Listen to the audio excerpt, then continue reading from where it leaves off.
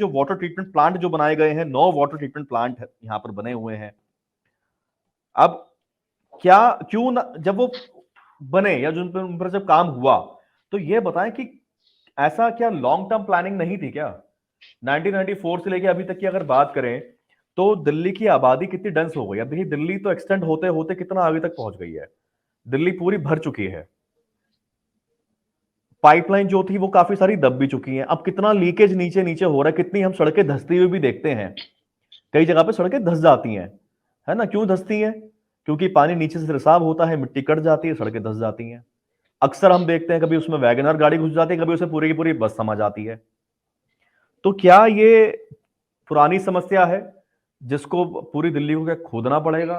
क्या पूरे नए सिरे से उसको दुरुस्त करना पड़ेगा, या कुछ और वजह है? देखो देखो गौरव जी, जब ये समझौता हुआ था उसके बाद दिल्ली में पानी व्यवस्था जो चल रही थी कांग्रेस की सरकार में, वो बढ़िया चल रही थी।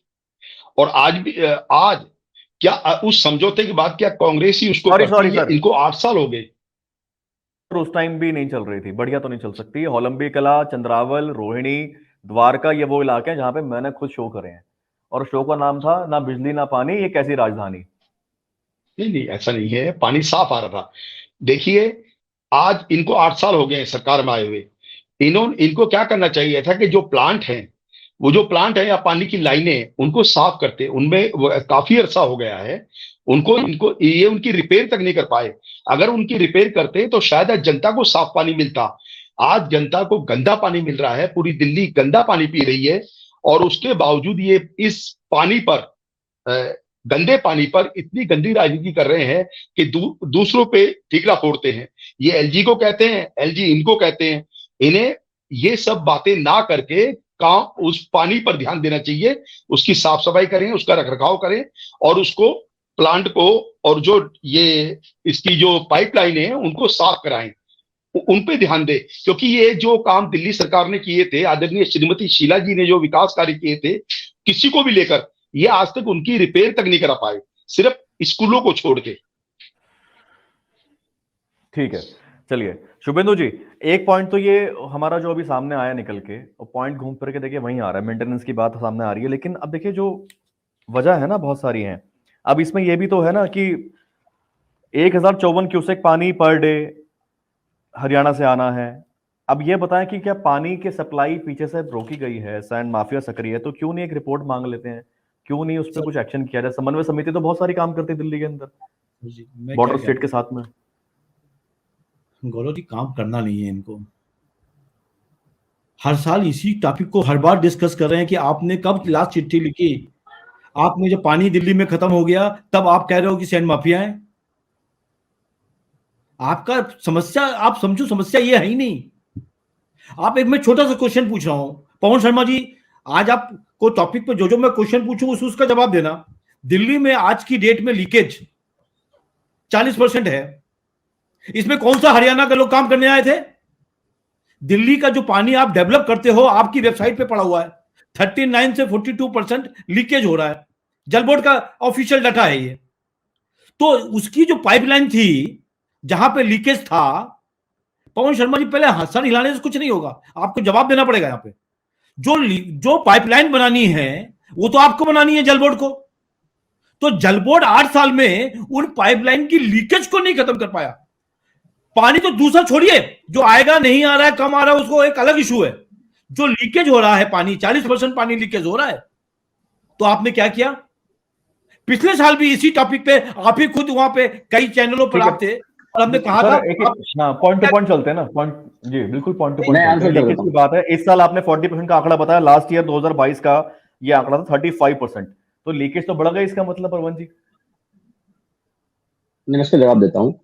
पहली बात तो ये कि देखिए गौरव जी, हमको ये समझना पड़ेगा कि प्रोडक्शन कितना हो रहा है, कितनी हमारी डिमांड और किस किस रिसोर्सेज से हो रहा है। और जो हमारा एग्जिस्टिंग जो हमारा प्रोडक्शन है पानी का, जो कि अभी हमारे वाटर ट्रीटमेंट प्लांट उस पर काम कर रहे हैं, उसके अलावा रिसोर्सेज बहुत सारे। बात में लीकेज का जवाब आएगा, है ना? आप जो भी बात कर रहे हैं मैं बिल्कुल लीकेज का जवाब आएगा। ये पूरा पॉइंट है, मैं पूरा पॉइंट आ रहा हूँ आपके। तो हमको ये सुनिए, समझना पड़ेगा कि पवन वाटर जी सुनिए, ट्रीटमेंट का जो अपनी पवन जी कैपेसिटी 20 है, करोड़ एक तो वो 20 मुद्दा हो करोड़ गया। रुपए का सुन घोटाला लीजिए आपकी दिल्ली बोर्ड में हुआ है, बालकृष्ण जी, सुन लीजिएगा, आपको मालूम है? सुन लीजिएगा, पहले बात आपका सुन लो, सुन संयुक्त लो, सुन लो बात। निदेशक नरेश आज कुमार, देखिए गौरव जी, म्यूट उसने करिए थोड़ा घोटाला सा किया इनको, है। ये बड़ा घोटाला सेंसिटिव अब मुद्दा हुआ है, है, आप घोटालों में लगे हुए बड़ा हैं, सेंसिटिव लेकिन मुद्दा है। लीकेज को और इनकी मेंटेनेंस को नहीं पानी देख एवं रहे हैं, सेंसिटिव मुद्दे सिर्फ पे आप आपको घोटाले कम कर से रहे कम हैं। संजीदा से बात करनी चाहिए। एक एक करके, हाँ ठीक है, देखिए, तो घोटालों का आप सवाल है, देखिए ठीक है। गौरव जी, दो मुद्दे हैं। जवाब दो ना। पहला मुद्दा यह है कि वाटर ट्रीटमेंट प्लांट जिस कैपेसिटी पे काम कर रहे हैं देखिए उनका अभी अभी प्रोडक्शन अभी विजुअल बढ़ाया देख रहे हैं आप, जाए, एक कैसे तो ये ये पानी मुद्दा है, पीते हैं लोग। बिल्कुल।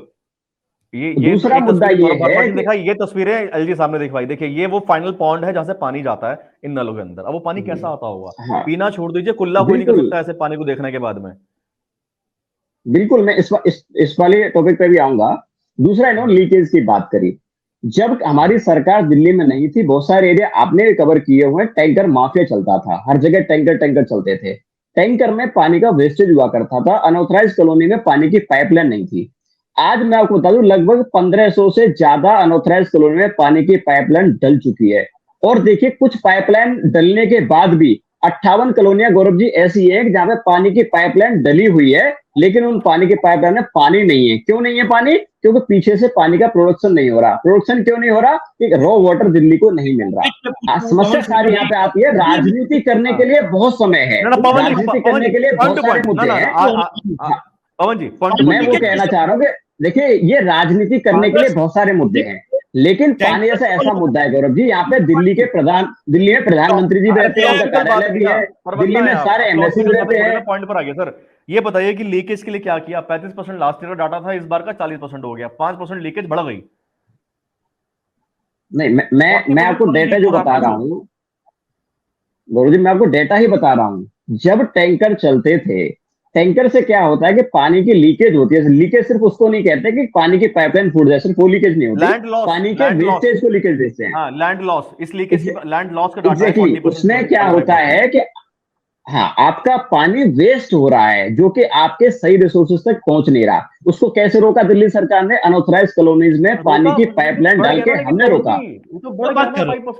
नहीं, मैं पूरी बात अपनी कर दूं, ऐसा नहीं बढ़ा। मैं आपको आंकड़े बता रहा हूँ गौरव जी, आज आंकड़े मैं आपको लेके आंकड़े बता रहा हूँ। जब अनऑथराइज कॉलोनी में पानी की पाइपलाइन पड़ी हुई है, अब वो सोचिए 58 कॉलोनी ऐसी है गौरव जी, इसमें पानी की पाइपलाइन आज जली हुई दिल्ली सरकार ने डाली है, उसमें पानी नहीं है। क्यों नहीं है पानी? क्योंकि प्रोडक्शन नहीं हो पा रहा, कि रॉ वाटर दिल्ली को नहीं मिल पा रहा। मैं शुभेंदु से एक बात कहना चाहता हूँ, आप राजनीति करने के लिए आपको जिंदगी पड़ी हुई है, आपको हरियाणा सरकार से बात करनी चाहिए। एलजी साहब के पास फोटो खिंचाने के लिए समय है, लेकिन हरियाणा सरकार से बात करने के लिए समय नहीं है, जो कि सैंड माफिया ने बांध बना के पानी रोका हुआ है। आप देखिए, हमने पानी का 100 MGD प्रोडक्शन में कैसे बढ़ाया।